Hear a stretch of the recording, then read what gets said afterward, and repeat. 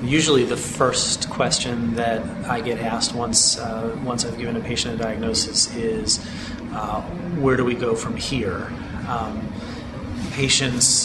Most patients who come to me have never heard of sarcoma before, but even before they start to ask details about what does this disease mean, patients recognize that they have cancer and that's a life-threatening diagnosis, and so the first direction that their minds tend to travel is, well, what are we going to do next? How are we going to find out if it's spread? How are we going to treat this and make it go away? Sometimes not asked, but I think always in the back of the patient's mind is this mean I'm going to die? Or does this mean my child is going to die?